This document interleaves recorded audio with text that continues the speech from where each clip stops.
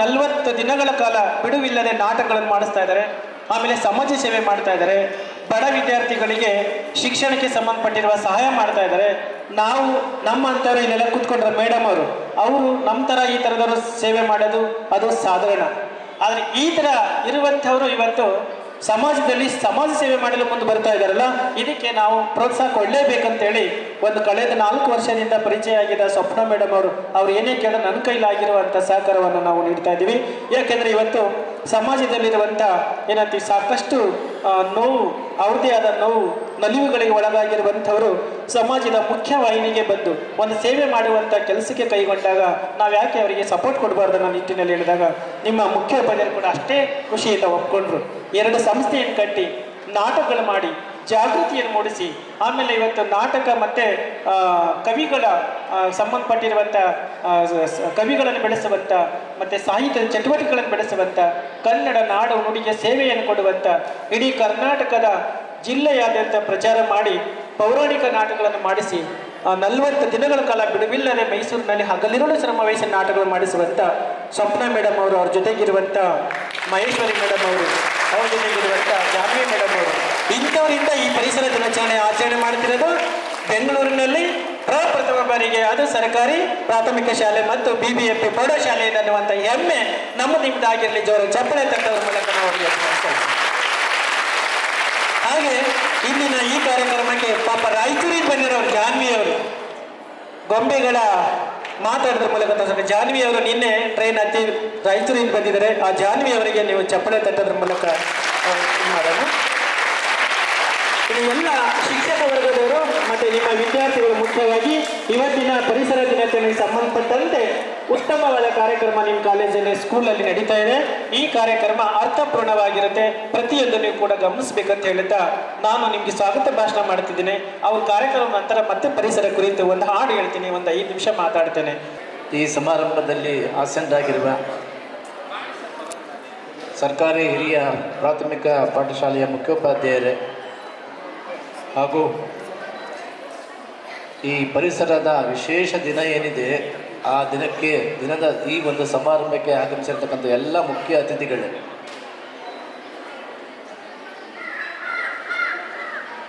Main ಸಮಸ್ಯೆ ಪರಿಸರದ್ದೇ ದೊಡ್ಡ ಸಮಸ್ಯೆ ಆಗಿದೆ. ಆ ಸಮಸ್ಯೆಯ ಪರಿಹಾರವನ್ನು ಇತ್ತೀಚಿನ ಏನಿಗೆ ಯುವ ಪೀಳಿಗೆ ಇದೆ ಅವರನ್ನು ತಿಳ್ಕೊಳ್ಳೇಬೇಕಾಗಿದೆ. ಪರಿಸರ ಮಲಿನತೆ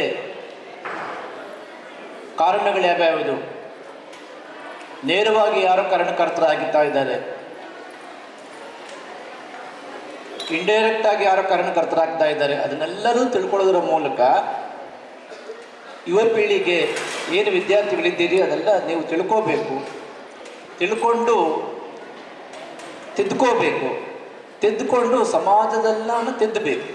ಹಾಗಾಗಿ ಈ ಒಂದು ಪರಿಸರ ದಿನಾಚರಣೆ ಅತ್ಯಂತ ಅರ್ಥಪೂರ್ಣವಾಗಿದೆ ಅಂತ ನಾನಂತ ಭಾವಿಸ್ತಾ, ಈ ಬಂದಿರತಕ್ಕಂಥವರು ನಮಗಿಂತ ಹೆಚ್ಚಿನ ಮಾಹಿತಿಯನ್ನು ನಿಮಗೆ ಕೊಡ್ತಾರೆ ಪರಿಸರದ ಬಗ್ಗೆ.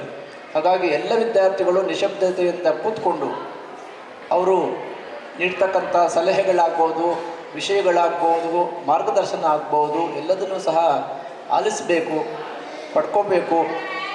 ನಿಶಬ್ದವಾಗಿ ಕೂತ್ಕೊಂಡು ಈ ಕಾರ್ಯಕ್ರಮವನ್ನು ಯಶಸ್ವಿಗೊಳಿಸಬೇಕಂತ ನಿಮ್ಮೆಲ್ಲರ ಪರವಾಗಿ ನಾನು ಕೇಳ್ತಾ 12 ಮಾತುಗಳನ್ನು ಮುಗಿಸ್ತೇನೆ.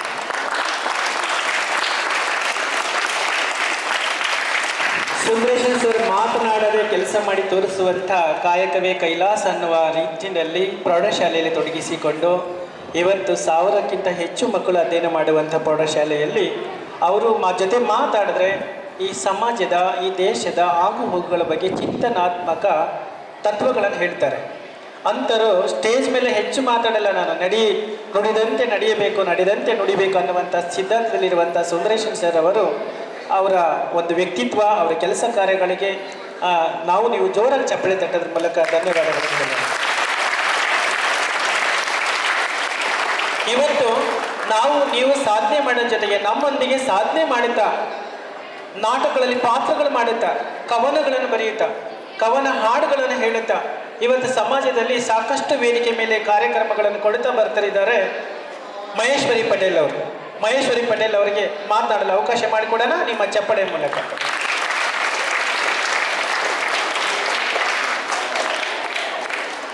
ನಮ್ಮ ದೇಶವನ್ನು ಕಾಯುವ ಯೋಧರಿಗೆ ತಲೆಬಾಗಿಸುತ್ತಾ ಹಾಗೂ ಅನ್ನ ನೀಡುವ ರೈತನಿಗೂ ತಲೆಬಾಗಿಸುತ್ತಾ ಕಾರ್ಯಕ್ರಮಕ್ಕೆ ಅವನಿ ಮಾಡಿಕೊಟ್ಟಂಥ ಎಲ್ಲ ಶಿಕ್ಷಕ ವೃಂದಗಳಿಗೆ ಹಾಗೂ ಎಲ್ಲ ಪುಟಾಣಿ ಮಕ್ಕಳಿಗೆ ಆಶೀರ್ವಾದ ಕೊಡುತ್ತಾ ಎಲ್ಲ ಶಿಕ್ಷಕರ ಪಾದಕ್ಕೆ ಅನೆಹಚ್ಚಿ ನಮಸ್ಕರಿಸುತ್ತೇನೆ.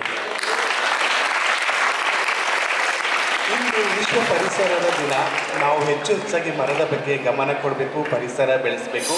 ಹಾಗೆ ನಾಟಕ ರಂಗ ಅಂದರೆ ಡ್ರಾಮಾ, ನೀವೆಲ್ಲ ನಾಟಕ ಬಗ್ಗೆ ಕೇಳಿದ್ದೀರಾ? ಯಾಕೆಂದರೆ ನಾಟಕ ಅನ್ನೋದು ಒಂದು ಜೀವಂತ ಕಲೆ, ನಾವು ಅದನ್ನು ಬೆಳೆಸಬೇಕು. ನಾಟಕ ಅನ್ನೋದು ಎಲ್ಲೋ ಹೋಗಿಬಿಟ್ಟಿದೆ. ನಾಟಕದಿಂದನೇ ನೀವು ಸಿನಿಮಾ ಇವಾಗೆಲ್ಲ ನೋಡ್ತಾ ಇದ್ದೀರಲ್ಲ, ಅದೇ ನಾಟಕದ ಬಗ್ಗೆ. ಆ ನಾಟಕದಿಂದ ಬಂದಿರುವಂಥ ಕಲೆ ಇದು. ಈ ನಾಟಕನ ನಾವು ಉಳಿಸ್ಬೇಕು, ಬೆಳೆಸಬೇಕು ಮತ್ತು ಅದನ್ನು ಪೂಜಿಸಬೇಕು. ಯಾಕೆಂದರೆ ತುಂಬ ಕಲಾವಿದರು, ಬಡ ಕಲಾವಿದರು ನಾಟಕದವರೇ ಆಗಿದ್ದಾರೆ. ಅವರ ಆರ್ಥಿಕ ಪರಿಸ್ಥಿತಿ ತುಂಬ ಹದಗೆಟ್ಟಿದೆ. ಅವರನ್ನು ನಾವು ಇನ್ನೂ ಸಮಾಜದ ಮುಖ್ಯವಾಹಿನಿಗೆ ತರಬೇಕು. ನಾಟಕಗಳು ಹಲವಾರು ನಾಟಕಗಳಿಗೆ ರಾಷ್ಟ್ರ ಪ್ರಶಸ್ತಿಗಳು ಕೂಡ ಸಿಕ್ಕಿದ್ದಾವೆ. ನೀವೆಲ್ಲ ನಾಟಕ ಮಾಡ್ತಿರಲ್ಲ ಸ್ಕೂಲಲ್ಲಿ? ನಾಟಕ ಮಾಡ್ತೀರಾ ಅಥವಾ ಮನೆಯಲ್ಲೇ ಮಾಡ್ತೀರಾ ನಾಟಕಗಳು ಮಾಡಬೇಕು. ಪೌರಾಣಿಕ ನಾಟಕಗಳಂತ ಇರುತ್ತೆ ಮತ್ತು ಸಾಮಾಜಿಕ ನಾಟಕಗಳಂತ ಇರುತ್ತೆ. ಪೌರಾಣಿಕ ನಾಟಕಗಳಲ್ಲಿ ಬರುತ್ತಲ್ಲ, ಮಹಾಭಾರತ, ರಾಮಾಯಣ, ಈ ದೇವಾನಂತ ಕಥೆಗಳೆಲ್ಲ ಕೇಳಿರ್ತೀರಲ್ಲ, ರಾಮ ಸೀತೆ ಅಂತೆಲ್ಲ ಆ ಮಾತೆಯವರ ನಾಟಕಗಳು, ಅದು ಪೌರಾಣಿಕ ನಾಟಕಗಳು. ಸಾಮಾಜಿಕ ನಾಟಕಗಳಂದರೆ ನಮ್ಮಲ್ಲಿ ನಡೀತಿರುವಂಥ ಅಡೆತಡೆಗಳು, ಅಡಚಣೆಗಳು, ಕಷ್ಟಗಳು, ಕಾರ್ಪಣ್ಯಗಳನ್ನು ಸಮಾಜಕ್ಕೆ ತೋರಿಸೋದು, ಅದಕ್ಕೆ ನಾಟಕಗಳಂತಾರೆ. ಆ ನಾಟಕದಿಂದನೇ ನಾವು ಮೂವಿನ ಕಂಡುಹಿಡಿದು ಸಿನಿಮಾ ಪೂರ್ವಕವಾಗಿ ನೋಡ್ತಾ ಇದ್ದೀವಿ. ಯಾಕೆಂದರೆ ಇವತ್ತು ನಾವು ನಾಟಕದ ಬಗ್ಗೆ ಎದಕ್ಕೆ ಮಾತಾಡ್ತಾ ಇದ್ದೀನಿ ಅಂದರೆ, ನಾವೆಲ್ಲ ನಾಟಕ ಕರ್ಮಿಗಳು, ರಂಗಭೂಮಿ ಕಲಾವಿದರು. ಹಾಗೆ ನಾನು ಕೆಲವೊಂದು ಮೂವಿಗಳು ಮಾಡಿದ್ದೀನಿ ಮತ್ತು ಸೀರಿಯಲ್ಗಳು ಮಾಡಿದ್ದೀನಿ. ಡೈಲಿ 2 ಸೀರಿಯಲ್ ಬರುತ್ತೆ. ಸುವರ್ಣದಲ್ಲಿ ರೇಣುಕಾ ಯಲ್ಲಮ್ಮ, ಉದೋದೋ ರೇಣುಕಾ ಯಲ್ಲಮ್ಮ ಬರುತ್ತೆ. ಉದಯದಲ್ಲಿ ಮಾಂಗಲ್ಯ ಬರುತ್ತೆ. ಅದು ಅಲ್ಲದೆ ರತ್ನನ್ ಪ್ರಪಂಚ, ಹೆಡ್ ಬುಷು, ಜಮಾಲಿ ಗುಡ್ಡ, ದ್ರೋಣ, ಕೊಡೆಮುರುಗ, ಹಲವಾರು ಪಿಕ್ಚರ್ಗಳು ಮಾಡಿದ್ದೀನಿ. ಮೊನ್ನೆ ಡೆವಿಲ್ ರಿಲೀಸ್ ಆಯಿತು ದರ್ಶನ್ ಅವ್ರದ್ದು, ಲವ್ ಯು ಮುದ್ದು, ರೋಣ ಅಂತ. ರತನ್ ಪ್ರಪಂಚಕ್ಕೆ ನನಗೆ ಬೆಸ್ಟ್ ಕರ್ನಾಟಕ ಚಲನಚಿತ್ರೋತ್ಸವ ಪ್ರಶಸ್ತಿ ಬಂದಿದೆ. ಅದೇ ಥರ ಮತ್ತೆ ಇನ್ನೊಂದೇನೆಂದರೆ ನನ್ನ ಕಾರ್ಟೂನ್ಗಳು ನೋಡ್ತೀರಲ್ಲ ಮನೇಲಿ, ಎಲ್ಲರ ಮನೇಲಿ ಟಿ ವಿ ಇರುತ್ತೆ. ಯಾರು ನೋಡ್ತೀರ ಕಾರ್ಟೂನ್ಗಳು ನೋಡ್ತೀರಲ್ಲ? ಹಾಂ, ಅದೇ ಥರ ನಮ್ಮ ಜಾನು ಕಾರ್ಟೂನ್ ಬಗ್ಗೆ ನಿಮ್ಗೆ ಹೇಳ್ತಾಳೆ. ಗೊಂಬೆ ಆಟ, ಅವಾಗ ಕೀಲು ಗೊಂಬೆಗಳಂತ ಬರ್ತಿತ್ತು. ಅದು ನಾಟಕದಲ್ಲಿ ಕೂಡ ಒಂದು ಅಂಗ. ನಾಟಕಗಳು, ಕೀಲು ಗೊಂಬೆಗಳ ಆಟ ಇಡೀ ರಾತ್ರಿ ಎಲ್ಲ ಮಕ್ಕಳನ್ನ ದೊಡ್ಡವರೆಲ್ಲ ಕೂತ್ಕೊಂಡು ನೋಡ್ತಾ ಇದ್ರು. ಆ ನಾಟಕಕ್ಕೆ ಕೀಲುಗೊಂಬೆ ನಾಟಕ ಅಂತಿದ್ರು. ಅದು ನಾಟಕದಲ್ಲಿ ಒಂದು ಭಾಗ ಕೂಡ. ಅದೇ ಥರ ನಾವೀಗ ಸ್ಕ್ರೀನಲ್ಲೇ ಅಭಿನಯಿಸ್ತೀವಿ. ಮುಂಚೆ ಸ್ಟೇಜ್ ಮೇಲೆ ಅಭಿನಯಿಸಬೇಕಾಗಿತ್ತು, ಜೀವಂತ ಕಲೆ. ಇವಾಗ ನಾವು ಸ್ಕ್ರೀನ್ ಮೇಲೆ ಅಭಿನಯಿಸ್ತೀವಿ. ಅದೇ ಥರ ನೀವು ನೋಡಿರೋ ಥರ ಇವಾಗ ಒಂದು ಯಾರು ಇಂದು ಬಿಂದು ನೋಡ್ತಾ ಇದ್ರ? ಇಂದು ಬಿಂದು ಅಂತ ಬರುತ್ತೆ. ಯಾರು ನೋಡಿದ್ದೀರಾ? ಡೋರಾ ಗೊತ್ತಾ? ಓ ಗುಡ್, ಡೋರಾ ಬೆಸ್ಟ್ ಫ್ರೆಂಡ್ ಯಾರು? Very good. ಅದು ಹೆಂಗ್ ಮಾತಾಡುತ್ತೆ ಬುಜ್ಜಿ? ಅದಕ್ಕೆ ಏನು ಹೆಸರು? ಬುಜ್ಜಿ ಹೆಸರು ಇನ್ನೊಂದು ಹೆಸರು ಏನು? ಬೋರ್ಡ್. Very good. ಅದು ಯಾರು ಮಾತಾಡ್ತಾರೆ ಗೊತ್ತಾ? ಗೊತ್ತಿಲ್ವಾ? ಇವಾಗ ಗೊತ್ತಾಗತ್ತೆ.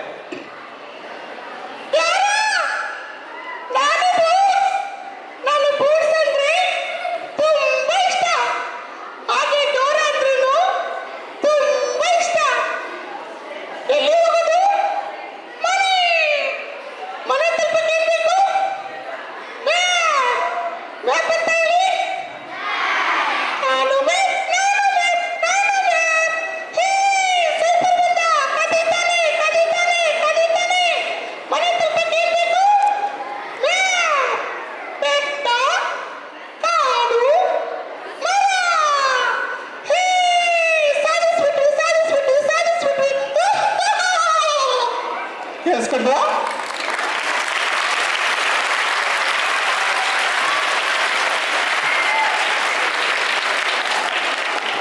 ಯಾರು ಗೊತ್ತಾಯ್ತಾ ಪೂಜೆ ಯಾರು ಮಾತಾಡೋದು? ಅದಕ್ಕೆ ನಿಮ್ಮಲ್ಲಿ ಒಂದೊಂದು ಒಬ್ಬರ ಹತ್ರ ಒಂದು ಕಲೆ ಇರುತ್ತೆ. ಅದು ನಾಟಕ ಕಲೆ ಆಗಲಿ, ಸಿನಿಮಾ ಆಗಲಿ, ಚಿತ್ರರಂಗ ಆಗಲಿ, ಧಾರಾವಾಹಿಗಳಲ್ಲಾಗಲಿ ನೀವು ಚೆನ್ನಾಗಿ ಓದಬೇಕು, ಬೆಳಿಬೇಕು. ಎಲ್ರಿಗೂ ಆ ದೇವರ ಆರೋಗ್ಯ ಐಶ್ವರ್ಯ ಕೊಡಲಿ. ಹಾಗೆ ವಿಶ್ವ ಪರಿಸರ ದಿನದ ಶುಭಾಶಯಗಳು. ಎಲ್ಲರೂ ಮರ ನೆಡಬೇಕು. ಮರ ನೆಡಕ್ಕಾಗಿಲ್ಲ ಅಂದ್ರೂ ಒಂದು ಮರ ದಾರಿಯಲ್ಲಿ ಇದೆ ಅಂದರೆ ಅದನ್ನು ಕಿತ್ತಬಾರ್ದು, ಅದನ್ನು ಬೆಳೆಸೋಕ್ಕೆ ಟ್ರೈ ಮಾಡಬೇಕು. ಎಲ್ಲರೂ ಮರ ನೆಡ್ತೀರಲ್ಲ? ಆ ಪರಿಸರ ಬೆಳೆಸಿ ಉಳಿಸಿ. ಎಲ್ರಿಗೂ ಒಳ್ಳೇದಾಗಲಿ. God bless you. ಅದೇ ಥರ ಇದು ನಾವು ನಮ್ಮ ಅಕ್ಕ ಅಂತ ಹೇಳ್ತೀವಿ. ನಾವು ಅರ್ಧನಾರೇಶ್ವರಿ ಕಲಾ ಟ್ರಸ್ಟಿಂದ ಈ ಕಾರ್ಯಕ್ರಮ ಮಾಡ್ತಾ ಇದ್ದೀವಿ. ವಿಶ್ವ ಪರಿಸರ ದಿನಾಚರಣೆ ಹಾಗೂ ನಾಟಕದ ಬಗ್ಗೆ ಮಕ್ಕಳಿಗೆ ಅರಿವು ಅಂತ, ಇದೊಂದು ಮಕ್ಕಳಿಗೆ ಅರಿವು ಮೂಡಿಯುವಂಥ ಕಾರ್ಯಕ್ರಮ. ನಾಟಕದ ಬಗ್ಗೆ ಗೊತ್ತಾಯ್ತಾ ನಿಮಗೆಲ್ಲ? ಮಕ್ಕಳಿಗೆ ನಾಟಕದ ಬಗ್ಗೆ ಅರಿವು ಮತ್ತು ವಿಶ್ವ ಪರಿಸರ ದಿನಾಚರಣೆ ಅರ್ಧನಾರೇಶ್ವರಿ ಕಲಾ ಟ್ರಸ್ಟಿಂದ. ಓಕೆ, ನಮ್ಮ ಅಕ್ಕನೂ ಕೂಡ ಹಲವಾರು ಸಿನಿಮಾಗಳನ್ನು ಮಾಡಿದ್ದಾಳೆ, ಮೂವಿಗಳು ಮಾಡಿದ್ದಾಳೆ, ನಾಟಕಗಳು ಮಾಡ್ತಾಳೆ. ಅವಳು ಒಂದು ನಾಟಕ ತಂಡ ಕಟ್ಕೊಂಡು ಇಡೀ ಡಿಸ್ಟಿಕ್ ಲೆವೆಲ್ ಎಲ್ಲ ಹೋಗಿ ನಾಟಕಗಳನ್ನು ಮಾಡ್ತಾಳೆ. ಅಷ್ಟು ಶ್ರಮಜೀವಿ. ಅವಳಿಗೂ ಒಂದು ಜೋರಾದ ಚಪ್ಪಾಳೆ ಬರಲಿ. ಹಾಗೆ ನಮಗೆ ಇದೊಂದು ದೇಶದಲ್ಲಿ ಆಗಲಿ, ಊರುಗಳಲ್ಲಾಗಲಿ, ಡಿಸ್ಟಿಕ್ಗಳಲ್ಲಿ ಹಲವಾರು ಕಾರ್ಯಕ್ರಮಗಳು ನಡೀತವೆ. ಈ ಒಂದು ಕಾರ್ಯಕ್ರಮ ನಮಗೆ ವಿಶೇಷವಾದದ್ದು. ಯಾಕೆಂದರೆ ನಿಮ್ಮ ಸ್ಕೂಲಲ್ಲಿರುವಂಥ ಪ್ರಿನ್ಸಿಪಾಲ್ರು, ಟೀಚರ್ಸ್ಗಳೆಲ್ಲ ನಮಗೊಂದು ಅವಕಾಶ ಮಾಡಿಕೊಟ್ಟಿದ್ದಾರೆ. ಅವ್ರಿಗೆ ಇನ್ನೊಂದು ಸಾರಿ ನನ್ನ ಮನಪೂರ್ವಕವಾದಂಥ ನಾವು ವಂದನೆಗಳು. ಹಾಗೆ ಈ ನಮ್ಮ ಸರ್ ತುಕಾರಾಮ್ ಸರ್ ಅಂತಲೇ ಕರಿತೀವಿ, ಅವ್ರು ನಮಗೆ ತುಂಬ ಕ್ಲೋಸು. ಅವರು ಕೆಲವೊಂದು ಒಳ್ಳೆ ನಾಟಕಗಳನ್ನು ಬರೆದಿದ್ದಾರೆ. ನಿಮಗೆ ಸಮಯ ಮತ್ತು ಟೈಮ್ ಬಂದಾಗ ನೋಡಿ. ಕೈಲಾಸದ ಬಾಗಿಲಲ್ಲಿ ಆತ್ಮಗಳಂತ ಒಂದು ತುಂಬ ಚೆನ್ನಾಗಿದೆ ನಾಟಕಗಳು. ನೀವು ನಾಟಕಗಳನ್ನು ನೋಡ್ತಾ ಇರಬೇಕು, ಕಾದಂಬರಿಗಳನ್ನ ಓದ್ತಾ ಇರಬೇಕು, ಇವೆಲ್ಲ ಅಳವಡಿಸ್ಕೋಬೇಕು. ತುಕಾರಾಮ್ ಸರ್ ನಿಮಗೆ ಪರಿಸರದ ಬಗ್ಗೆ ಮಾತಾಡ್ತಾರೆ. ನೆಡಕ್ಕೆ ಇದೆಯಾ ಇಲ್ಲ ಹೇಳಿ. ಬರೀ ಗಿಡ ನೆಡೋದಷ್ಟೇ ಪರಿಸರದ ಜಾಗೃತಿ ಆಗಿರೋದಿಲ್ಲ. ನಿಮಗೆ ಬಿಸಿ ಊಟ ಬರುತ್ತಲ್ವ ಸರ್ಕಾರದಿಂದ, ಊಟ ಮಾಡ್ತೀರಲ್ವಾ? ಊಟ ಎಷ್ಟು ಬೇಕು ಅಷ್ಟೇ ಹಾಕೋತೀರಾ. ಅಕಸ್ಮಾತ್ ಜಾಸ್ತಿ ಹಾಕೊಂಡು ಚೆಲ್ಬಿಟ್ರೆ ಅದು ಎಲ್ಲಿ ಹಾಕೋಕ್ಕಾಗುತ್ತೆ? ಎಲ್ಲಿಗೋಗುತ್ತೆ? ಕಸ ಹಾಕಿದಾಗ ಅದು ಎಲ್ಲಿ ಹಾಕಿದ್ರು ಕೂಡ ಅದು ಪರಿಸರ ಮಾಲಿನ್ಯ ಆಗುತ್ತಾನೆ. ನಿಮ್ಗೆ ಎಷ್ಟು ಬೇಕು ಅಷ್ಟೇ ಊಟವನ್ನು ಹಾಕಿಕೊಂಡು ಊಟವನ್ನು ಮಾಡೋದು ಕೂಡ ಅನ್ನವನ್ನು ಹಾಳು ಮಾಡದೇ ಇರುವಂಥ ನಮ್ಮ ರೈತರಿಗೆ ಅನ್ನವನ್ನು ಉಳಿಸುವಂಥದ್ದು ಕೂಡ ಪರಿಸರ ಸಂರಕ್ಷಣೆ ಆಗಿರುತ್ತೆ. ಹೌದಲ್ವಾ? ಆಮೇಲೆ ಇನ್ನೂ ನೀವು ಚಾಕ್ಲೇಟ್ ತಿಂತೀರಲ್ವಾ? ಚಾಕ್ಲೇಟ್ ತಿನ್ನೋದೇ ಇರೋರು ಯಾರಿದ್ರೆ ಕೈ ಎತ್ತಿ. ತಿನ್ನದೇ ಇರುವವರು, ಇಲ್ಲಿವರೆಗೂ ಚಾಕ್ಲೇಟ್ ತಿನ್ನೋದೇ ಇರೋರು ಯಾರು ಇದ್ದೀರಾ? ಚಾಕ್ಲೇಟ್ ತಿನ್ಬಿಟ್ಟು ಕವರನ್ನು ರೋಡ್ ಮೇಲೆ ಬಿಸಕ್ಕವ್ರು ಎಷ್ಟು ಜನ ಇದ್ರೆ ಕೈ ಎತ್ತಿ. ಕವರನ್ನು ಡಸ್ಟ್ಬಿನ್ ಮೇಲೆ ಹಾಕೋ ಕೈ ಎತ್ತಿ. ಚಾಕ್ಲೇಟ್ ತಿಂದು ಡಸ್ಟ್ಬಿನ್ನಲ್ಲೇ ಕವರ್ ಹಾಕ್ತೀವಿ ಅನ್ನೋರು ಎಷ್ಟು ಜನ ಇದ್ದೀರಾ? ಜೋರಾಗಿ ಚಪ್ಪಳೆ ನಿಮಗೆ ಚಪ್ಪಳೆ ತಟ್ಕೊಳ್ಳಿ ಜೋರಾಗಿ. ಆಮೇಲೆ ಲೇಸು ಬಿಂಗೋ ಎಲ್ಲ ತಿಂತೀರಾ? ತಿನ್ನಲ್ಲ ಹೇಳಿ. ಮನೆಯಿಂದ ಅಮ್ಮ ನಿಮಗೆ ಅಂಗಡಿಗೆ ಹಾಲು ತರಕ್ಕೆ ಅಥವಾ ಏನಾದರೂ ಸಕ್ಕರೆ ಕಾಫಿ ಪುಡಿ ತರಕ್ಕೆ ಕಳಿಸ್ಕೊಡ್ತಾರೆ. ಹೌದಲ್ವಾ? ಎಷ್ಟು ಜನ ಅಂಗಡಿಗೆ ಹೋಗ್ತೀರಾ? ಸೂಪರ್. ಆದರೆ ಅಂಗಡಿಗೆ ಹೋಗ್ಬೇಕಾದ್ರೆ ಬಟ್ಟೆ ಬ್ಯಾಗನ್ನು ತೆಗೆದುಕೊಂಡು ಎಷ್ಟು ಜನ ಹೋಗ್ತೀರಾ? ಕೈ ಎತ್ತಿ. ಸ್ವಲ್ಪ ಜನ. ಹೌದಲ್ವಾ? ಕೈ ಎತ್ತಿರೋರಿಗೆ ಸ್ವಲ್ಪ ಜೋರಾಗಿ ಚಪ್ಪಾಳೆ. ಸರ್, ನೆಕ್ಸ್ಟು ಅಂಗಡಿಗೆ ಹೋಗಿ ಬರಬೇಕಾದ್ರೆ ನೀವಲ್ಲೆಲ್ಲ ಬ್ಯಾಗ್ ತೊಗೊಂಡೋಗಲ್ಲ, ಕ್ಯಾರಿ ಬ್ಯಾಗಲ್ಲಿ ತೊಗೊಂಡು ಬರ್ತೀರಾ. ಕ್ಯಾರಿ ಬ್ಯಾಗಲ್ಲಿ ಎಲ್ಲ ಹಾಕೊಂಡು ಬರೋರು ಎಷ್ಟು ಜನ ಇದ್ರೆ ಕೈ ಎತ್ತಿ. ಹಾಂ, ಎಷ್ಟು ದಿವಸ ಏನು ನೀವು ಕ್ಯಾರಿ ಬ್ಯಾಗ್ ತೊಗೊಂಡು ಅಂಗಡಿಗೆ ಹೋಗಿ ಬರ್ತಿದ್ರಲ್ವಾ? ನೀವೆಲ್ಲರೂ ಕೂಡ 10 ರೂಪಾಯಿ ಅಥವಾ 20 ರೂಪಾಯಿನಲ್ಲಿರುವಂಥ ಒಂದು ಬಟ್ಟೆ ಬ್ಯಾಗನ್ನು ತೊಗೊಂಡು ಹೋಗ್ಬೇಕು ಮಕ್ಕಳ. ಯಾಕೆ ಹೇಳಿ? ಪ್ಲಾಸ್ಟಿಕ್ಕು ಮಣ್ಣಲ್ಲಿ ಕೊಳಿತದ? ಕೊಳೆಯಲ್ಲ. ಮಣ್ಣಲ್ಲಿ ಅದು ಬಿದ್ದರೆ ಏನಾಗುತ್ತೆ? ಮಳೆ ಬಂದಾಗ ನೀರನ್ನು ಭೂಮಿ ಒಳಗಡೆ ಹಿಂಗಕ್ಕೆ ಅಡ್ಡಿ ಮಾಡುತ್ತೆ. ಎಲ್ಲ ಪ್ಲಾಸ್ಟಿಕ್ ಮಣ್ಣಲ್ಲಿ ಉಳ್ಕೋತಪ್ಪ. ಮಳೆ ಬರ್ತಾ ಇದೆ, ನೀರಲ್ಲಿ ಇಂಗ್ತಾ ಇಲ್ಲ. ಅವಾಗ ನೀರಿನ ಗುಣಮಟ್ಟ ಹೆಚ್ಚಾಗುತ್ತಾ ಕಡಿಮೆ ಆಗುತ್ತಾ? ಅಂತರ್ಜಲ ಮಟ್ಟ ಏನಾಗುತ್ತೆ?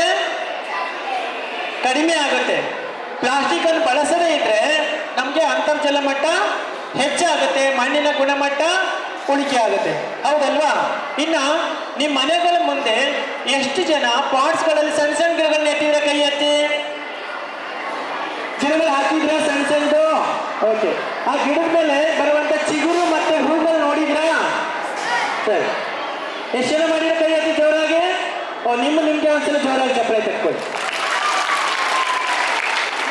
ಬೇರೆ ಸರ್ಕಾರಿ ಶಾಲೆಗೆ ಹೋಲಿಸಿದ್ರೆ ನೀವು ತುಂಬ ಉತ್ತಮವಾದ ಮಕ್ಕಳು, ಪರಿಸರದ ಬಗ್ಗೆ ಕಾಳಜಿ ಹೊಂದಿರುವ ಮಕ್ಕಳು.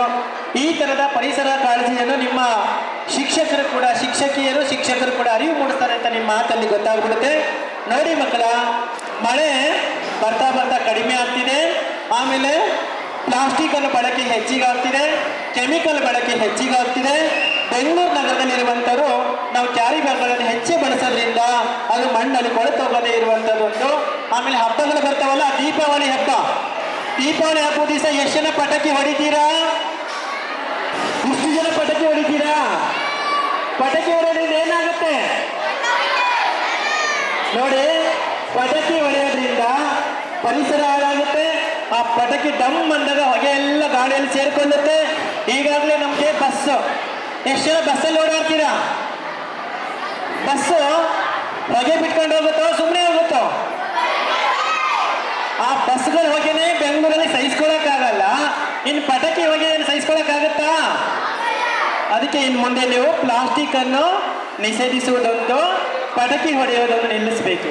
ಆಮೇಲೆ ಹಳ್ಳಿ ಕಡೆಗೆ ಜನ ಕಡಿಮೆ ಇರ್ತಾರೆ, ವಿಸ್ತಾರ ಪ್ರದೇಶ ಇರುತ್ತೆ, ಅಲ್ಲಿ ಏನು ಸಮಸ್ಯೆ ಆಗಲ್ಲ. ಬೆಂಗಳೂರಲ್ಲಿ ಅಕ್ಕಪಕ್ಕದಲ್ಲೇ ಮನೆಗಳಿರುತ್ತೆ, ಆ ಮನೆಯಲ್ಲಿ ಅವ್ರು ಉಸಿರು ಬಿಟ್ರೆ ಈ ಮನೆಯಲ್ಲಿ ಉಸಿರು ತಗೋಬೇಕು, ಹೌದಲ್ವಾ? ಆ ಮನೇಲಿ ಅಡಿಗೆ ಮಾಡಿರೋ ಈ ಮನೆಗೆ ವಾಸನೆ ಬರುತ್ತಲ್ವಾ? ಹಾಗಾಗಿ ಜನಗಳು ಜಾಸ್ತಿ ಇರೋದ್ರಿಂದ ಇಲ್ಲಿ ನಾವು ಪರಿಸರ ಗಾಳಿಯನ್ನು ಚೆನ್ನಾಗಿಟ್ಕೋಬೇಕು. ಗಾಳಿ ಚೆನ್ನಾಗಿಟ್ಕೋಬೇಕಾದ್ರೆ ನಾವು ಹೊಗೆ ಹೆಚ್ಚು ಬಿಡುಗಡೆ ಆಗದಿರುವಂಥ ಪಟಾಕಿ ಹಚ್ಚುವುದಾಗ್ಲಿ, ಇನ್ನು ಬೇರೆ ಎಲ್ಲ ಸುಡುವಂಥದ್ದಾಗ್ಲಿ ಮಾಡಬಾರ್ದು. ಅರ್ಥ ಆಯ್ತಾ? ಆಮೇಲೆ ನಿಮ್ಮ ಮನೆಗಳಲ್ಲಿ ಕಸ ಹಾಕ್ತೀರಾ, ಹೌದಲ್ವಾ? ಆ ಕಸದಲ್ಲಿ ಊಟ ಮಾಡಿದ್ರೆ ಸ್ವಲ್ಪ ಉಳ್ಕೊಂಡಿರ್ತದೆ, ತಂಗಳಾಗಿರುತ್ತೆ. ತಂಗಳು ಊಟ ಬಂದು ಬಕೆಟಲ್ಲಿ ಹಾಕ್ತೀರಾ, ಹೌದಲ್ವಾ?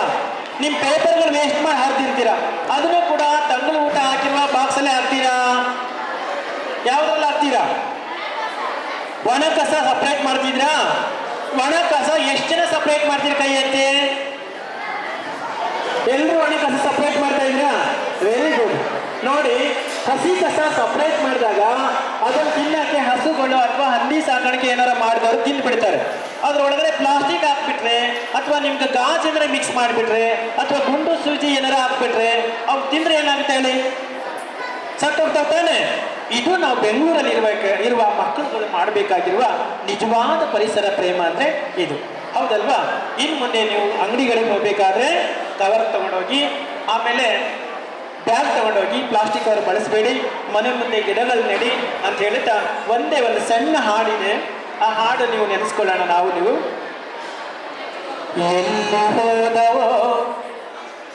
ಎಲ್ಲಿ ಹೋದವೋ ಕಣ್ಣಿಗೆ ಕಾಣದಾದವೋ, ಎಲ್ಲಿ ಹೋದವೋ ಕಣ್ಣಿಗೆ ಕಾಣದಾದವೋ, ಎಲ್ಲಿ ಹೋದವೋ ಕಣ್ಣಿಗೆ ಕಾಣದಾದವೋ, ಎಲ್ಲಿ ಹೋದವೋ ಕಣ್ಣಿಗೆ ಕಾಣದಾದವೋ, ಊರು ತೇರುತ್ತವರು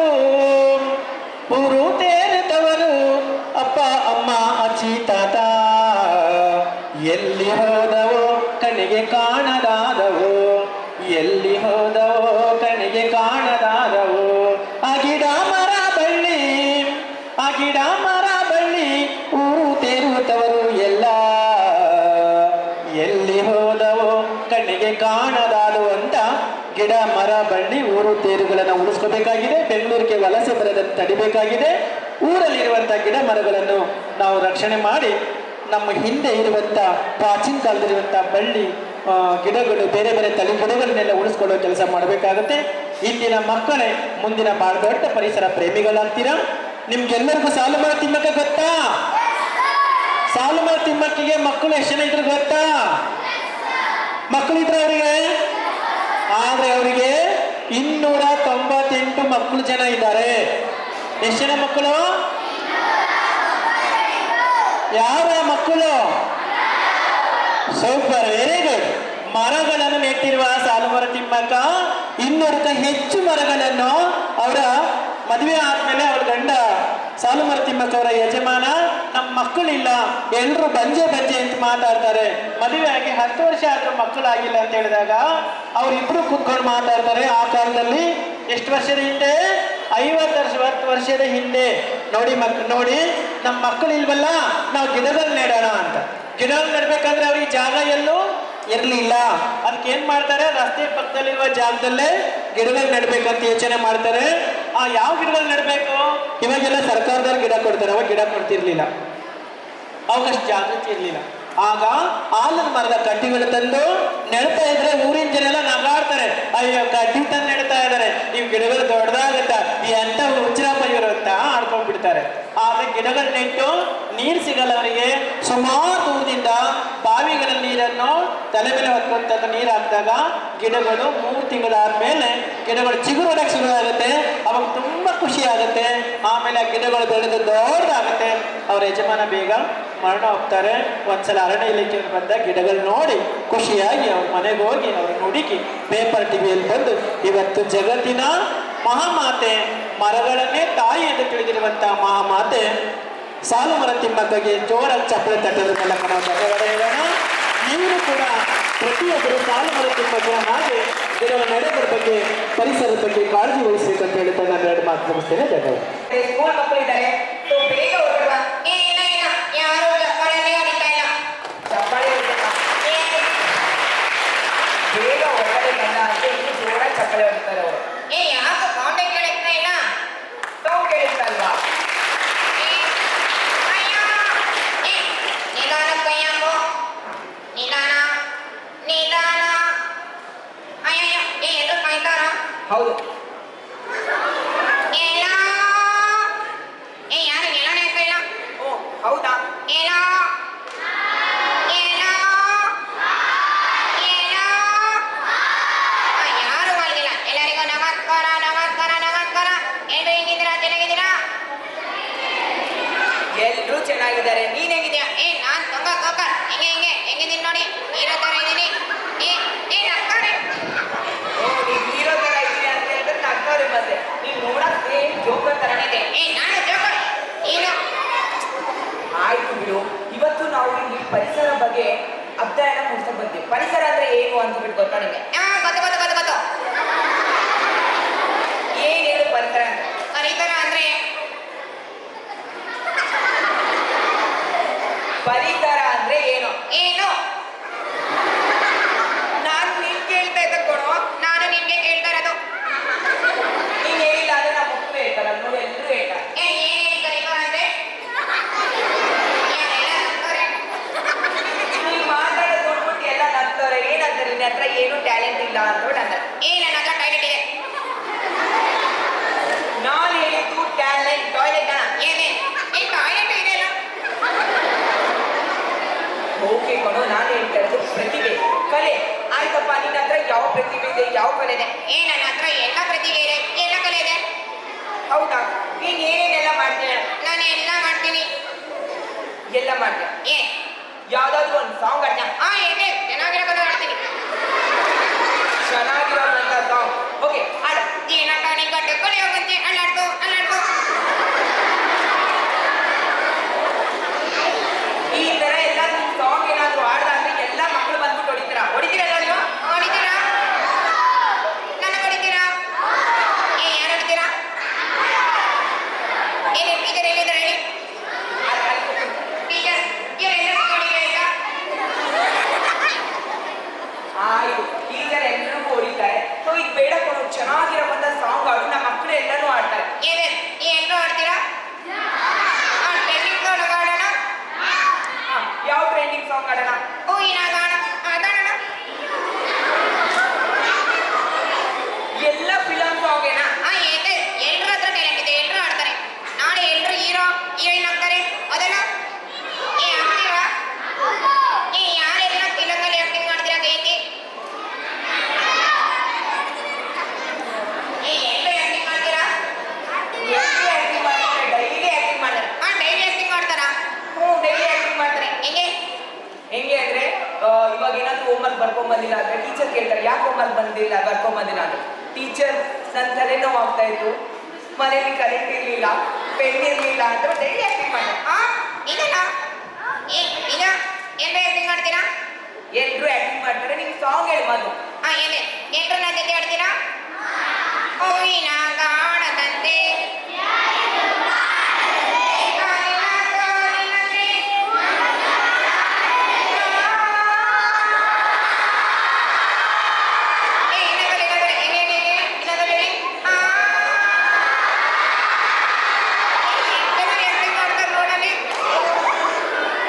ಎಲ್ರಿಗೂ ಏನ್ ಗೊತ್ತಾ, ನಿನ್ನ ಹ್ಯಾಬಿಟ್ ಬಿಟ್ಬಿಟ್ಟಿದೆ. ನೀನು ಯಾವ ತರ ಆಕ್ಟಿಂಗ್ ಮಾಡ್ತಾರೆ ಅದೇ ತರ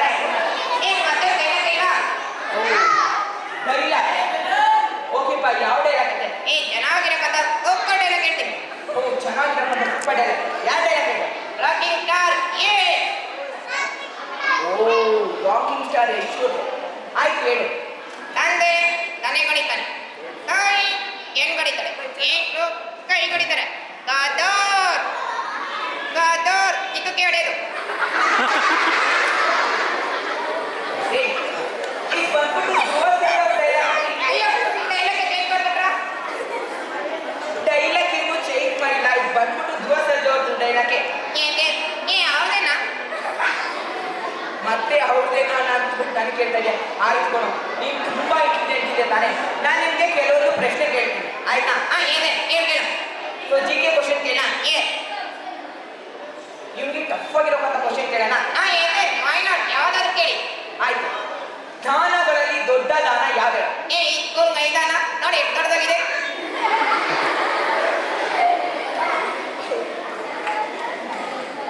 ತರಲೆ ಪ್ರಶ್ನೆ ಎಲ್ಲ ನನ್ನ ಆನ್ಸರ್ ಎಲ್ಲ ಮಾಡ್ಬಾರ್ದು. ತರಲೆ ತಲೆ ಕೇಳಿದ್ರೆ ಆಯ್ತು.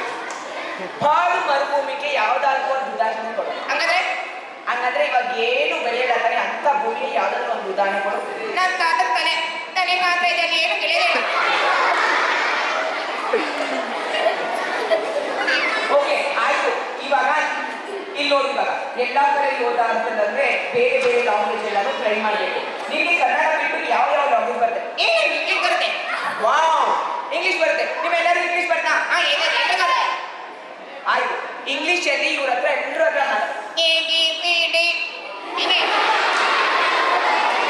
ಇದೇನು ಇಂಗ್ಲಿಷ್ ಆಯ್ತು? ಮತ್ತೆ ಕನ್ನಡನ ಇಂಗ್ಲಿಷ್ ಆಯ್ತು ನೋಡ. ಹೇಗಿದ್ದೀರಿ ಇಂಗ್ಲಿಷ್? ಗಾಂಜರಿ ಗಿಡಿ ಕನ್ನಡದಲ್ಲಿ ಮಾತಾಡಿ. ಆಯ್ತು. ಇವಾಗ ನೀವು ಯಾರಾದ್ರೂ ನಮ್ಮ ಚೋಟು ಕ್ವಶನ್ ಕೇಳ್ತೀರಾ? ಕೇಳ್ತಾರೆ. ಯಾಕೆ ಕೇಳ್ತೀರಾ? ಎದ್ಬಿಟ್ಟು ಕೇಳ್ಬೋದು. ನಿಮ್ಮ ಟೀಚರ್ ಯಾರು ಬೈಯಲ್ಲ. ಯಾಕೆ ಕೇಳ್ತೀರಾ?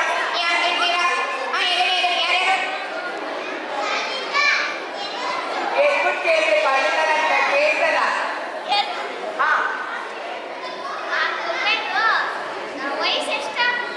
ನೀನಾಯ್ತು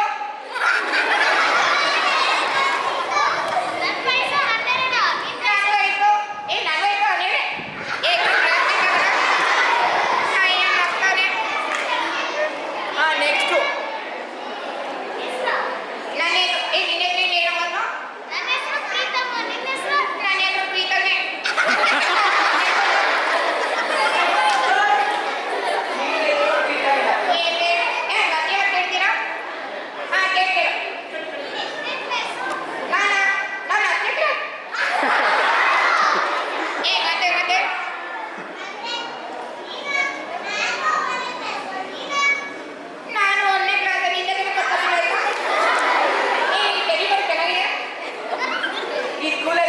ಜಾಯಿನ್ ಆದ ಅಂತಂದ್ರೆ 2 ಜೊತೆ ಬಟ್ಟೆ ಕೊಡ್ತಾರೆ. ಅದೇನು ಕೊಡ್ತಾರೆ? ಊಟ ಕೊಡ್ತಾರೆ. ಊಟ ಎರಡು ಊಟ ಮಾಡೋಣ. ಆಯ್ತು, ಎಲ್ರ ಜೊತೆ ಊಟ ಮಾಡು. ಇವಾಗ ಎಲ್ರಿಗೂ ಹೇಳು. ಇವಾಗ ಎಲ್ರಿಗೂ ಹತ್ರ ನೀನು ಪ್ರಾಮಿಸ್ ತಗೋಬೇಕು. ಎಲ್ರಿಗೂ ಮನೆಗೆ ಹೋಗ್ಬಿಟ್ಟು ಏನ್ ಮಾಡ್ಬೇಕು ಅಂದ್ರೆ ಒಂದೊಂದು ಗಿಡ ತಗೊಂಡು ಹೋಗ್ಬಿಟ್ಟು ಎಲ್ರಿಗೂ ಮನೆ ಹತ್ರ ಹಾಕ್ಬೇಕು. ಯಾರ್ಯಾರೆಲ್ಲ ಹಾಕ್ತೀರಾ? ಯಾರ್ಯಾರು ಹಾಕ್ತೀರಾ? ಇವಾಗ ಎಲ್ಲರೂ ಪ್ರಾಮಿಸ್ ಮಾಡಿ.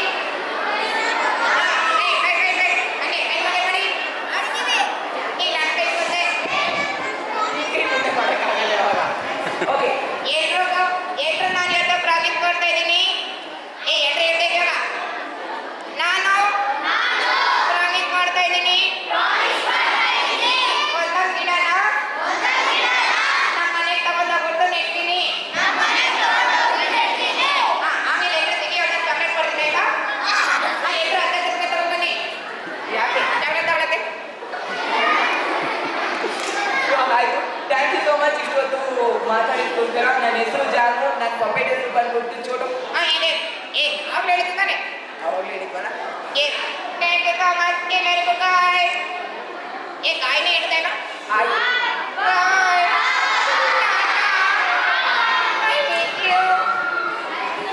Thank you so much. Thank you.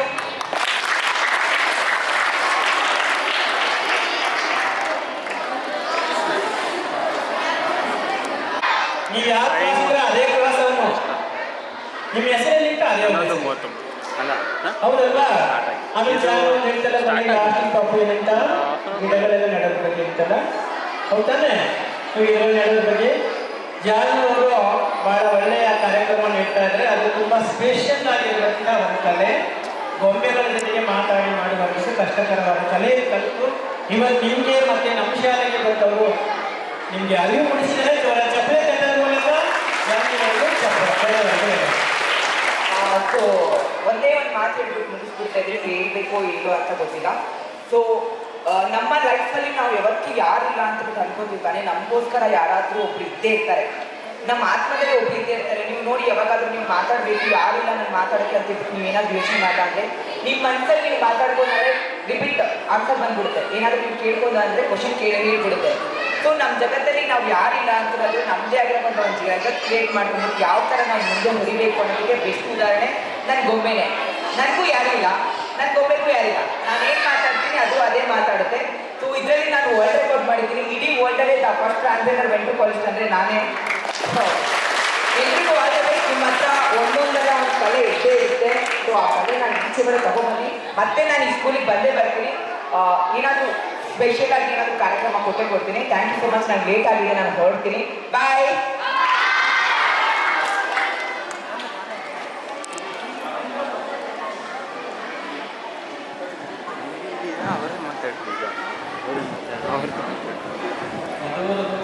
ನಡೆದ ಕಾರ್ಯಕ್ರಮದಲ್ಲಿ ನಾವು ಏನು ಪರಿಸರ ದಿನಾಚರಣೆ ಮತ್ತು ರಂಗಭೂಮಿ ಬಗ್ಗೆ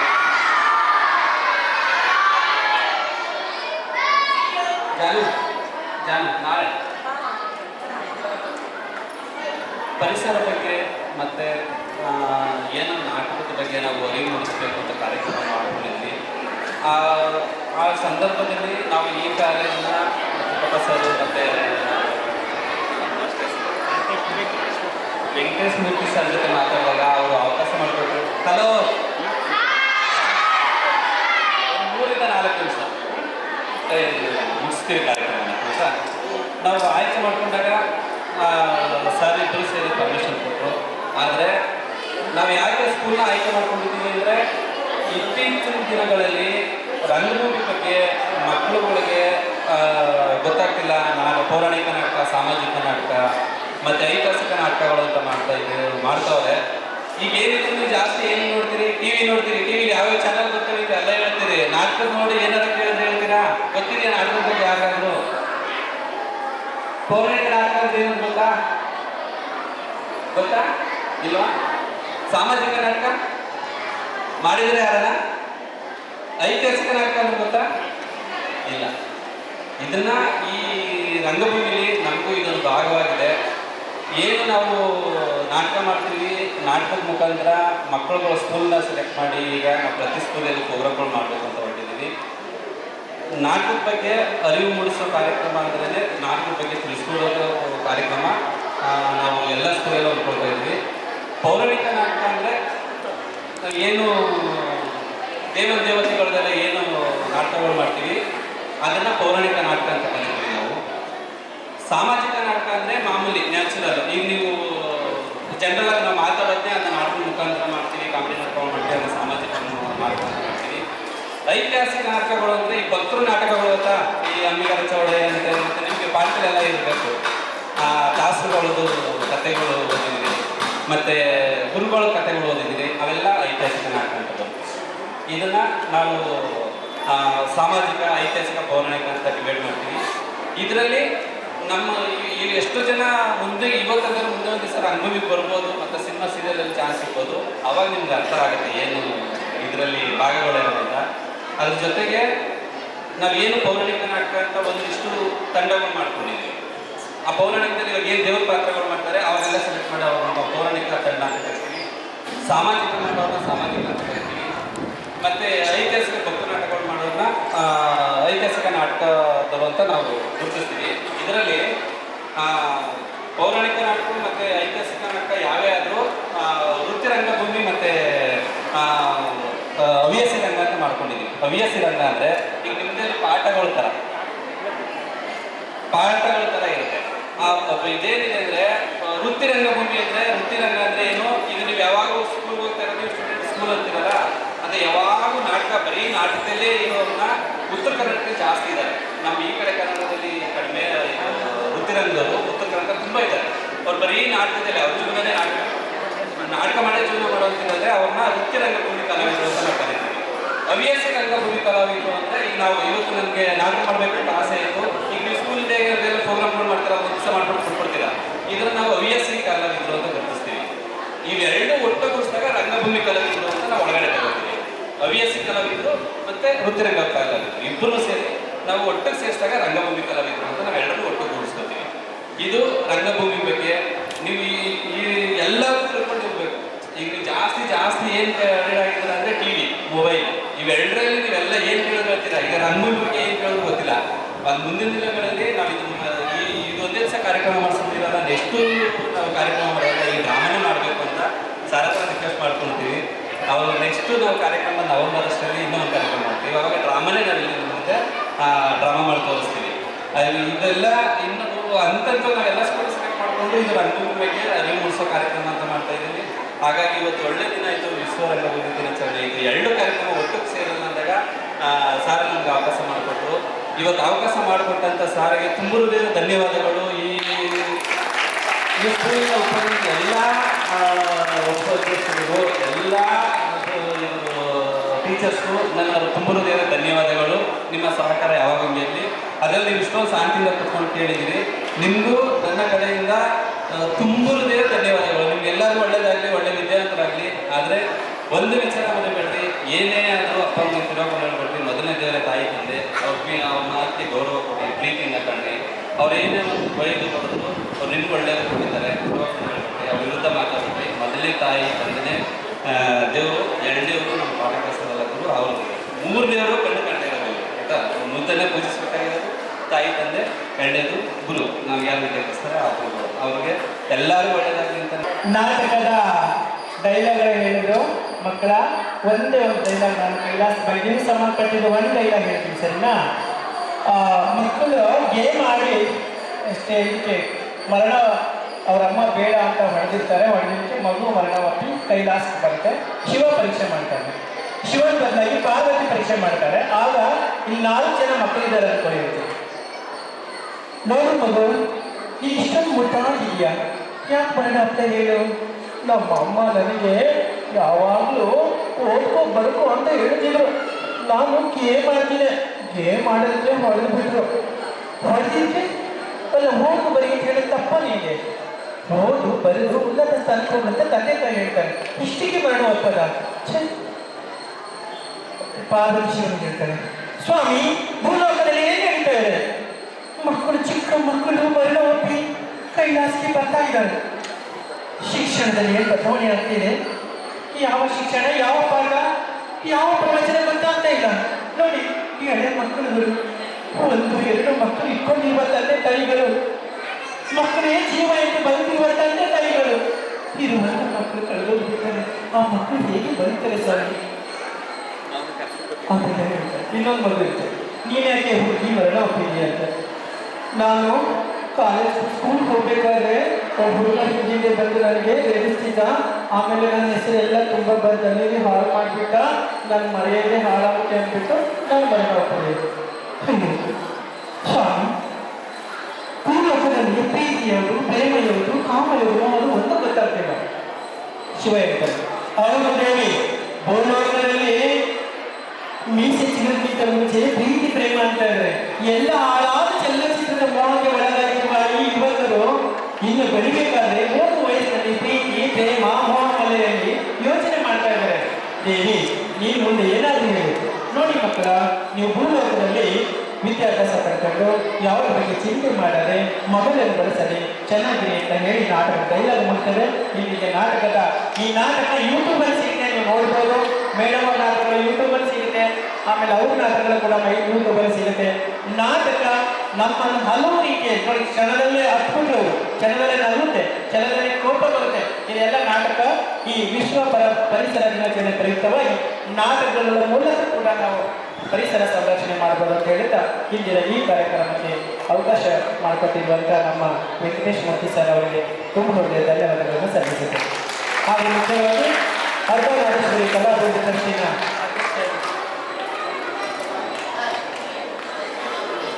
ಕಾರ್ಯಕ್ರಮದ ಅಧ್ಯಕ್ಷತೆ ವಹಿಸಿರುವಂಥ ವೆಂಕಟೇಶ್ ಮೂರ್ತಿ ಸರ್ ಅವರಿಗೆ ಮಾತಾಡಬೇಕಂತ ಕೇಳಿ.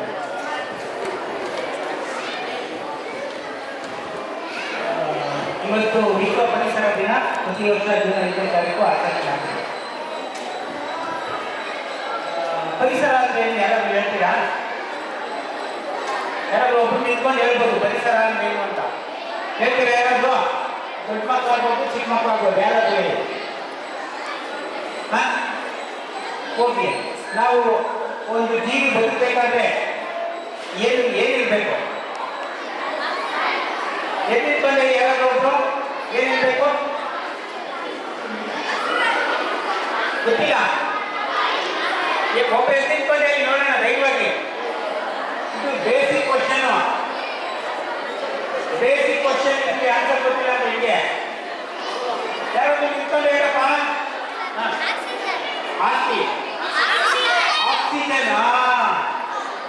ಆಕ್ಸಿಜನ್ ಅಂತ ಹೇಳಿದರು.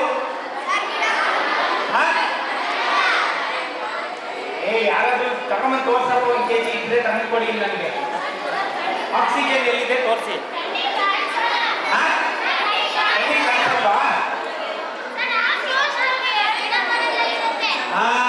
ನೋಡಿ, ಅದನ್ನೇ ಹೇಳಕ್ ಬಂದೆ ನಾನು.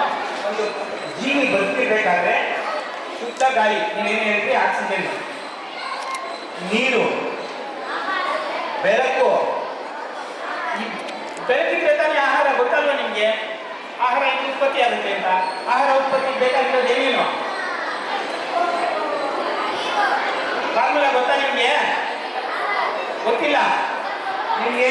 ಗಾಳಿ, ನೀರು, ಬೆಳಕು, ಇವು 3 ಇರಬೇಕು. ಇದನ್ನೇ ಇದೆಲ್ಲ ಚೆನ್ನಾಗಿದ್ರೆ ಅದು ಪ್ರಾಕೃತಿಕ ಪರಿಸರ ಅಂತಾರೆ. ಈ ಪರಿಸರ ಹಾಳಾದ್ರೆ ಯಾವುದೇ ಜೀವಿಗೂ ಸರ್ವೈವ್ ಆಗೋಕ್ಕಾಗಲ್ಲ, ಉಳಿಯೋಕ್ಕಾಗಲ್ಲ. ಗಾಳಿ ಹಾಳಾದ್ರೆ ಶ್ವಾಸಕೋಶ ತೊಂದರೆ ಆಗಿ ಎಲ್ಲ ಜೀವಿಗಳು ಸತ್ತೋಗ್ತವೆ. ನೋಡ್ರಲ್ಲ, ಕೊರೋನಾ ಹೆಂಗ್ ಬಂದು ಎಲ್ಲಾನು ಎಳ್ಕೊಂಡೋಯ್ತು ಅಲ್ವಾ? ಶ್ವಾಸಕೋಶ ಹೋದ್ರೆ ಹೋಯ್ತು. ಹಾಗೇನೆ ಬೆಳಕು ಇಲ್ಲ ಅಂದ್ರೆ ಬದುಕಕ್ಕಾಗಲ್ಲ, ಆಹಾರ ಉತ್ಪತ್ತಿ ಆಗಲ್ಲ. ಮತ್ತೆ ಈ ವಾತಾವರಣದಲ್ಲಿ ಗಾಳಿ ಹೆಚ್ಚು ಕಡಿಮೆ ಅಂದ್ರೆ ನಿಮ್ಗೆ ಗೊತ್ತಿದೆ. ಆಕ್ಸಿಜನ್ ಅಂತ ಹೇಳಿದ್ರಲ್ಲ, ಈ ಭೂಮಿಯ ಮೇಲ್ಗಡೆ ಒಂದು ಓಝೋನ್ ಕವಚ ಅಂತ ಇದೆ, ಓಝೋನ್ ಪರದೆ. ಗೊತ್ತಾ ನಿಮ್ಗೆ? ಅದು ಸೂರ್ಯನಿಂದ ಬರ್ತಕ್ಕಂಥ, ಸೂರ್ಯನಿಗೆ ಎಷ್ಟು ಬಣ್ಣ ಇದೆ ಗೊತ್ತಾ? ನೋಡಿ, ಇದೆಲ್ಲ ಗೊತ್ತಾಗ್ತಾ ಇಲ್ಲ. 7 ಬಣ್ಣ ಸೇರಿ ಬಿಳಿಯ ಬಣ್ಣವಾಗಿದೆ ಅಂತ ಹೇಳ್ತಿರಲ್ಲ, ಆ ಸೂರ್ಯನ ಅಲ್ಟ್ರಾವೈಲೆಟ್ ರೇಸ್, ಇನ್ಫ್ರಾರೆಡ್ ರೇಸ್ ಅಂತ ಇರುತ್ತೆ. ಆ ಅಲ್ಟ್ರಾವೈಲೆಟ್ ರೇಸ್ ಏನಾದರೂ ಭೂಮಿಗೆ ತಲುಪಿದ್ರೆ ಈ ಇಂಪಾರ್ಟೆಂಟ್ ಕಾಯಿಲೆ ಇದೆಯಲ್ಲ, ಕ್ಯಾನ್ಸರ್, ಇಂಥವೆಲ್ಲ ಕಾಯಿಲೆಗಳು ಬಂದ್ಬಿಡುತ್ತೆ. ಉಷ್ಣತೆ ಹೆಚ್ಚಾಗುತ್ತೆ. ಆದ್ರಿಂದ ನಾವು ಪರಿಸರವನ್ನ ಸಮತೋಲನದಲ್ಲಿರಬೇಕು. ಸಮತೋಲನದಲ್ಲಿರ್ಬೇಕಾದ್ರೆ ಹೆಚ್ಚು ಗಿಡ ಮರಗಳನ್ನ ನೆಡಬೇಕು. ಅವಾಗ ಪ್ರತಿ ಜೀವ ಸಂಕುಲಕ್ಕೂ ಒಳ್ಳೆ ಗಾಳಿ, ಬೆಳಕು, ನೀರು ಸಿಗಲಿಕ್ಕೆ ಸಾಧ್ಯ ಆಗುತ್ತೆ. ಎಲ್ಲ ಜೀವಿಗಳು ಆರಾಮಾಗಿ ಕ್ಷೇಮವಾಗಿ ಬದುಕಬೇಕು ಅಂದ್ರೆ ವಾತಾವರಣ ಚೆನ್ನಾಗಿರ್ಬೇಕು. ಗೊತ್ತಾಯ್ತಲ್ಲ? ಆ ಉದ್ದೇಶದಿಂದಲೇ ಈ ಪರಿಸರ ದಿನಾಚರಣೆಯನ್ನ ಆಚರಣೆ ಮಾಡ್ತಾ ಇರೋದು. ಈಗ ಸಾಕಷ್ಟು ಪರಿಸರ ಹಾಳಾಗ್ತಾ ಇದೆ. ಅದಕ್ಕೆ ಕಾರಣ ಹೇಳ್ತಾ ಹೋದ್ರೆ ಇನ್ನೂ ಸಾಕಷ್ಟು ವಿಷಯ ಇದ್ದಾವೆ. ಮುಂದಿನ ತರಗತಿಗಳಲ್ಲಿ ನಿಮ್ಗೆ ಕೇಳ್ತಾರೆ. ಮಕ್ಕಳು ನೀವು ನಿಮ್ಮ ಕೈಲಾದಷ್ಟು ಮಟ್ಟಿಗೆ ಪರಿಸರವನ್ನು ಸಂರಕ್ಷಣೆ ಮಾಡಲಿಕ್ಕೆ ಪ್ರಯತ್ನ ಪಡಬೇಕು. ಪಡ್ತೀರಾ? ನೋಡಿ, ಮಾತಾಡ್ತಾ ಇದ್ದೀರಿ, ಅದ್ರ ಬಗ್ಗೆ ಗಮನನೇ ಇಲ್ಲ ನಿಮಗೆ ಆ ಅರಿವು ಬರಬೇಕು. ಅವಾಗಲೇ ಪರಿಸರ ರಕ್ಷಣೆ ಆಗೋದು. ಅದ್ರ ಬಗ್ಗೆ ಯೋಚನೆ ಮಾಡಬೇಕು. ಹಂಗಂದ್ರೆ ಏನು ಅಂತಾನೆ ಯೋಚನೆ ಮಾಡಲ್ಲ ನೀವು. ಮಾಡ್ತೀರಲ್ಲ? ಓಕೆ, ಹಾಡಿ ಅಂತ ಹೇಳ್ತಾ ನಿಮ್ಮೆಲ್ಲರಿಗೂ ಒಳ್ಳೆಯದಾಗಲಿ. ಮತ್ತೆ ಇವತ್ತಿನ ಈ ಒಂದು ಕಾರ್ಯಕ್ರಮಕ್ಕೆ ನಮ್ಮ ಅರ್ಧನಾರೀಶ್ವರ ಕಲಾವೃತ್ತಿ ಟ್ರಸ್ಟ್ ಅವರು ನನಗೆ ಅದೇ ಅನಿಸ್ತು, ಈ ಕಾರ್ಯಕ್ರಮವೆಲ್ಲ ನಾವು ಮಾಡಬೇಕು, ನಮ್ಮ ಜೊತೆಗೆ ಅವ್ರು ಬಂದು ಕೈ ಜೋಡಿಸ್ತಾ ಇದ್ದಾರಲ್ಲ, ಬಹಳ ಸಂತೋಷದ ವಿಷಯ. ಮಹೇಶ್ವರಿ ಮೇಡಮ್ ಮತ್ತು ಅವರಿಗೆ, ತಂಡದವರಿಗೆ ನಾನು ನಮ್ಮ ಶಾಲೆಯ ಪರವಾಗಿ ಹೃತ್ಪೂರ್ವಕವಾದ ಅಭಿನಂದನೆಗಳನ್ನು ಸಲ್ಲಿಸ್ತೇನೆ. ಆಮೇಲೆ ಅವರು ಇನ್ನೊಂದು ನಿಮಗೆ ಒಂದು ಸಂತೋಷದ ವಿಷಯ, ನಿಮ್ಮ ಶಾಲೆಗೆ ಏನು ಬೇಕು ಹೇಳಿ ಅಂತ ಕೇಳಿದ್ರು ಅವರು ನನಗೆ ಫೋನ್ನಲ್ಲಿ. ನಾನು ನಮಗೆ ಒಂದು ಪ್ರಿಂಟರ್ ಕೊಡಿಸಿ ಅಂದಾಗ ಅವರು ಭಾಳ ತುಂಬ ಹೃದಯದಿಂದ ಒಪ್ಕೊಂಡಿದ್ದಾರೆ. ಮತ್ತು ನವೆಂಬರಲ್ಲಿ ಮತ್ತೊಂದು ಇದೇ ರೀತಿ ಕಾರ್ಯಕ್ರಮವನ್ನು ಆಯೋಜಿಸ್ತೀವಿ ಅಂತ ಹೇಳಿದ್ದಾರೆ. ಆಮೇಲೆ ಅವರ ಭಾಷೆ ನೋಡಿ, ಬಹುಶಃ ನೀವು ಸಾಕಷ್ಟಿದೆ. ರಂಗಕಲೆ ಒಂದು ಕಡೆ, ಭಾಷಾ ಸ್ವಚ್ಛತೆ, ಭಾಷೆಯ ಪ್ರೌಢಿಗೆ ಇದೆಯಲ್ಲ, ಅದನ್ನ ನೀವು ಕಲಿಬೇಕು. ನಾವು ಮಾತಾಡೋರು ನೋಡಿ, ಹೇಳೋದನ್ನ ಕೇಳಿ, ಓದಿ ಕಲಿಬೇಕು. ಆ ಒಂದು ಭಾಷಾ ಪ್ರೌಢಿಮೆ ಮತ್ತೆ ಜಾನಕಿ ಮೇಡಮ್ ಅವರು ಮಾಡಿದ್ರಲ್ಲ, ಆ ಕಲೆ ಎಲ್ಲರಿಗೂ ಬರಲ್ಲ, ಎಲ್ಲರೂ ಮಾಡೋಕ್ಕಾಗಲ್ಲ. ಅದು ಭಾಳ, ನೀವು ಟಿ ವಿನಲ್ಲಿ ಒಬ್ಬರು ಇಂಡಸ್ಟ್ರಿ ಅಂತ ಮಾಡ್ತಾರೆ ನೋಡಿರ್ಬೇಕು. ಯಾರು ರೇರ್ ಯಾರು ಲಕ್ಷಕ್ಕೋ ಹೋಗಿ ಒಬ್ಬರು ಮಾಡೋಕ್ಕೆ ಆಗೋದು, ಎಲ್ಲರಿಗೂ ಆಗಲ್ಲ. ಆ ಕಲೆಯಿಂದ ಉಳಿಸ್ಕೊಂಡಿದ್ದಾರೆ ಅವರು. ಇದೇ ರೀತಿ ನೀವು ಮುಂದಿನ ದಿನಗಳಲ್ಲಿ ನಮ್ಮ ಮಕ್ಕಳಿಗೆ ಸಹಕಾರ ಕೊಡಿ, ನಮ್ಮ ಮಕ್ಕಳಿಗೆ ಒಳ್ಳೆಯದಾಗಲಿ. ನೀವು ಅದನ್ನು ಸದುಪಯೋಗ ಪಡಿಸ್ಕೊಂಡು ಈ ರೀತಿ ಒಂದು ಕಲೆಗಳನ್ನು ಜೀವನದಲ್ಲಿ ಅಳವಡಿಸಿಕೊಂಡು ನಿಮ್ಮ ಜೀವನವನ್ನು ಉತ್ತಮಪಡಿಸಿಕೊಳ್ಳುವಲ್ಲಿ ನೀವೆಲ್ಲ ಪ್ರಯತ್ನ ಪಡಿ ಅಂತ ಹೇಳ್ತಾ, ಈ ಅರ್ಧನಾರೀಶ್ವರ ಕಲಾವೃತ್ತಿ ಟ್ರಸ್ಟ್ನವ್ರಿಗೆ ನಮ್ಮ ಶಾಲೆಯ ವತಿಯಿಂದ ಮಹೇಶ್ವರಿ ಮೇಡಮ್ ಮತ್ತು ಅವರ ತಂಡದವರಿಗೆ, ಸ್ವಪ್ನ ಮೇಡಮ್ ಮತ್ತು ಜಾನಕಿ ಅವರಿಗೆ ಹೃದಯಪೂರ್ವಕ ಧನ್ಯವಾದಗಳು ಮೇಡಮ್. Thank you. ಜೊತೆಗೆ ನಮ್ಮ ತುಕಾರಾಮ್ ಸರ್ ಅವರು ಈ ಕಾರ್ಯಕ್ರಮ ಆಯೋಜನೆ ಮಾಡೋಕ್ಕೆ ಮೂಲ ಕಾರಣಕರ್ತರು. ನಮಗೆ ಅವ್ರ ಪರಿಚಯ ಇರಲಿಲ್ಲ, ಅವರೇ ಬಂದು ಈ ರೀತಿ ಒಂದು ಪರಿಸರ ದಿನ ಆಚರಣೆ ಮಾಡೋಣ, ನಿಮಗೆ ಅವಕಾಶ ಮಾಡ್ಕೊಳ್ಬೇಕು ಅಂತ ನಿನ್ನೆ ಅಷ್ಟೇ ಮಾಡಿ ಅವರು ಮೂಲ ಕಾರಣ ಅವರಿಗೆ ನಾನು ನಮ್ಮ ಶಾಲೆಯ ಪರವಾಗಿ, ನಿಮ್ಮೆಲ್ಲರ ಪರವಾಗಿ ಹೃತ್ಪೂರ್ವಕವಾದ ಧನ್ಯವಾದಗಳನ್ನು. Thank you sir. Thank you. Ardhanarishwari Kalavrutti ವತಿಯಿಂದ ಸರ್ಗೆ ಸನ್ಮಾನ ಇದೆ. ಎಲ್ಲ ಶಿಕ್ಷಕರು ಸ್ಟೇಜ್ ಮೇಲೆ ಬನ್ನಿ, ಎಲ್ಲ ಶಿಕ್ಷಕರು ಸ್ಟೇಜ್ ಇಲ್ಲ, ಅದೆಲ್ಲ ನಮಗೆ ಇಲ್ಲ. ನಮಗೆ ನೀವೆಲ್ಲ ಇಷ್ಟೆಲ್ಲ ಮಾಡ್ತೀರಲ್ಲ, ಅದೇ ಒಂದು ಸನ್ಮಾನ. ನಮ್ಮ ಶಾಲೆಗೆ ಪ್ರಿಂಟರ್ ಕೊಡ್ತೀವಿ ಅಂತ ಹೇಳ್ತಾರೆ ಮೇಡಮ್. ಸರ್ ಶಾಲೆಗೆ ಒಂದು ಪ್ರಿಂಟರ್ ಕೊಡ್ತೀವಿ ಅಂತ ಹೇಳಿದ್ದಾರೆ ಅವರ ಟ್ರಸ್ಟ್ ವತಿಯಿಂದ. ಅದೇ ನಮಗೆ ಸನ್ಮಾನ. ಇದೆಲ್ಲ ಏನು ಬೇಕಿಲ್ಲ, ಖಂಡಿತ ಕೊಡ್ಸೋಣ. ನೆಕ್ಸ್ಟ್ ಮಕ್ಕಳಿಗೆ ಏನು ಅವಶ್ಯಕತೆ ಇದೆ ಎಲ್ಲರಿಗೂ ನಾವು ಸಪೋರ್ಟಾಗಿ ನಿಂತ್ಕೊಳ್ತೀವಿ, ಖಂಡಿತ ಕೊಡಿಸ್ತೀವಿ. ಇವಾಗ ಸನ್ಮಾನ, ಯಾಕಂದರೆ ನೀವೆಲ್ಲ ಪ್ರೀತಿಯಿಂದ ಪ್ರೀತಿ ಕೊಟ್ಟಿದ್ದೀರಾ, ಅದಕ್ಕೆ ನಾವು ಪ್ರೀತಿ ಕೊಡೋಣ ಅಂತ